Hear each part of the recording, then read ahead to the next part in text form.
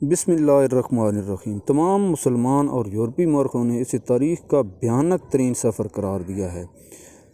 रूमी फ़ौज सरहद पर बहुत बड़ी तादाद में इकट्ठी हो रही थी, जिसकी तादाद लगभग 1.5 लाख लिखी गई है। अबू उबैदा बिन अल-जर्राह जो लश्कर के सिपह सालार थे, उन्होंने खलीफा हज़रत अबू बकर सिद्दीक़ को ख़त लिखा, जिसमें तमाम हालात का बताया गया। खलीफा ने ख़त हज़रत खालिद बिन वलीद को लिखा, जो फ़ारस की जंग में मसरूफ़ थे। खलीफा के हुक्म के मुताबिक हज़रत खालिद ने आधी फ़ौज का हिस्सा मुसना बिन हारसा को दिया और आधा हिस्सा अपने पास रखा। जब फासले का तयन किया गया तो फासला लगभग 700 मील लंबा था, जिसमें 1 से 1.5 माह करीबन लग सकता था। लेकिन हज़रत खालिद बहुत जल्द वहाँ पहुँचना चाहते थे, क्योंकि मदीना का लश्कर बड़ी मुश्किल में था। सालारों से मशवरा किया गया तो एक सालार ने बताया कि हमारे कबीले का एक ऐसा आदमी है जो ज़मीन के अंदर के भेद भी जानता है। ये खूबी अल्लाह पाक ने उसको दी हुई है, वो सहरा का भेदी है। वो कौन थे? वो हज़रत राफ़े बिन उमैरा थे। हज़रत राफ़े बिन उमैरा को बुलाया गया तो उसे मंजिल बताकर पूछा गया कि छोटे से छोटा रास्ता कौन सा है। हज़रत राफ़े ने कहा, ज़मीन है तो रास्ते भी हैं, ये मुसाफिर की हिम्मत है कि उन पर चल सकता है या नहीं। बाद रास्ते ऐसे हैं जिन पर सांप भी नहीं रेंग सकता, उस रास्ते घोड़ा से भी नहीं गुजर सकता। इस रास्ते से कितने लोग ज़िंदा पहुँचेंगे ये भी नहीं बता सकता। हज़रत खालिद ने नक्शा सामने रखा और उसे बताया कि बताओ कि कहाँ से जाना है। हज़रत राफ़े ने कहा, ये कराकर है, यहाँ पर बहुत सब्ज़ा है जो देखने वालों पर अपना जादू तारी कर देता है। इससे अगली जो सहरा में मंजिल है वो सुआ है। यहाँ बहुत ज़्यादा पानी है, लेकिन पिएगा वही जो वहाँ पहुँच सका।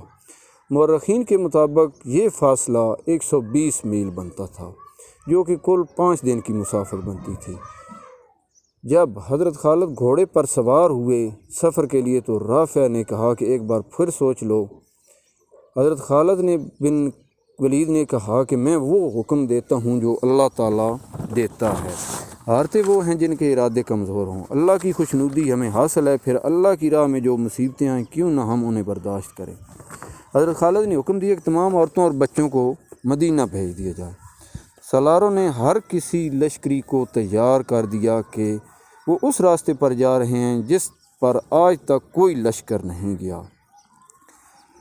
इस सफ़र के लिए ऊँटों की ज़रूरत थी, क्योंकि घोड़े नहीं चल सकते थे। तो मई 634 का जो महीना था वो पूरा इसी ऊँटों की फरामी में गुजर गया।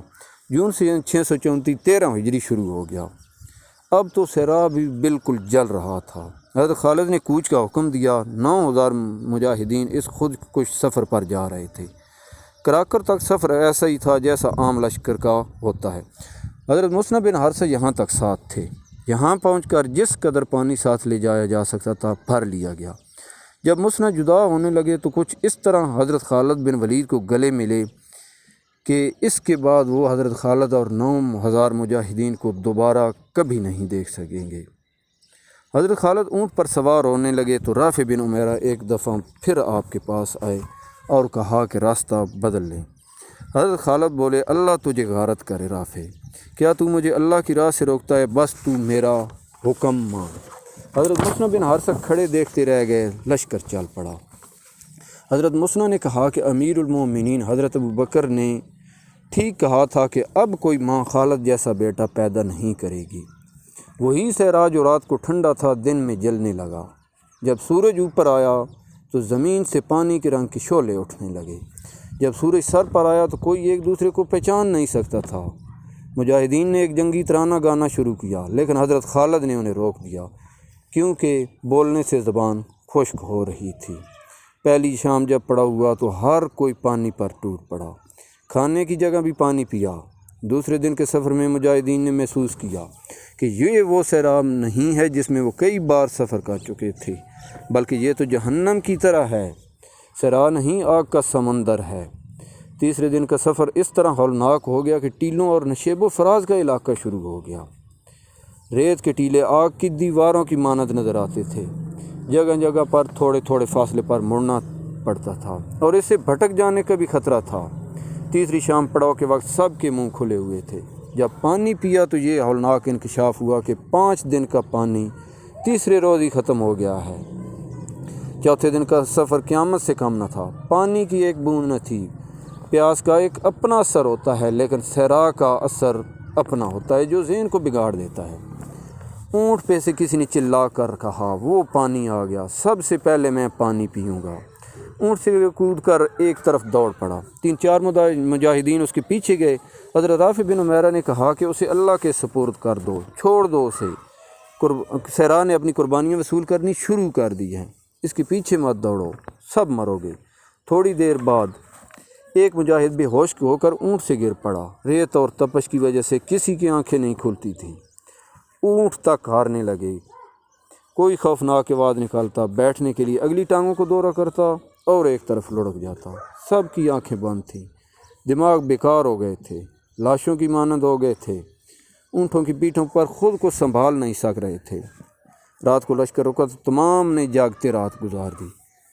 پیاس کی وجہ سے جسم میں سوئیاں چبھ رہی تھیں، زبانوں کی حالت ایسی تھی جیسے منہ میں کسی نے لکڑی کا ٹکڑا رکھ دیا ہو۔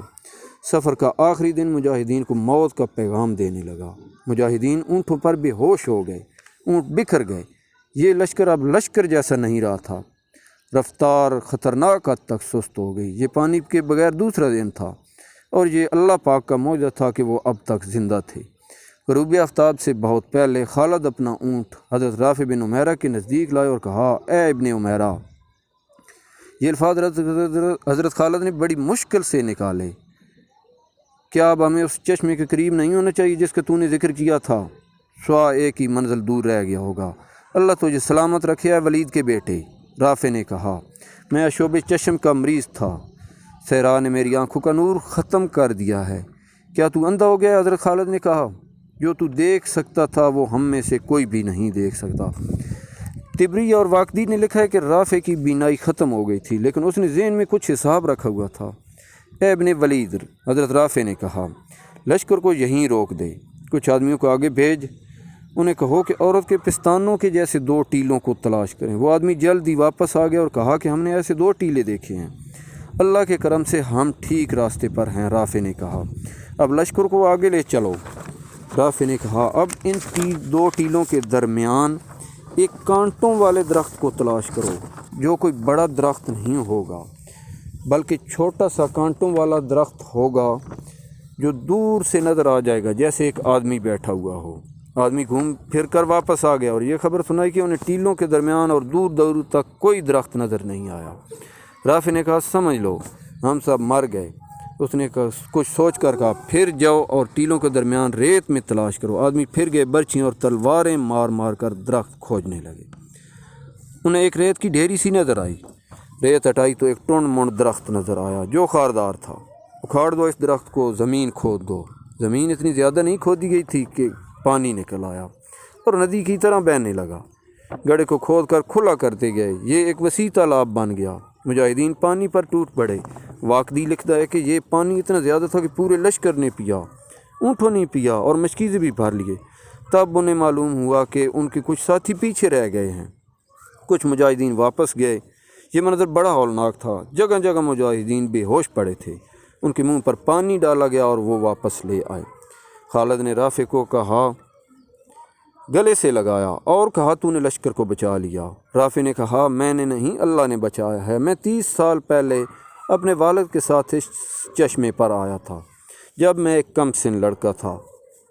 اب ریت نے اس کو ڈھانپ لیا تھا، لیکن مجھے یقین تھا کہ چشمہ یہیں پر ہے۔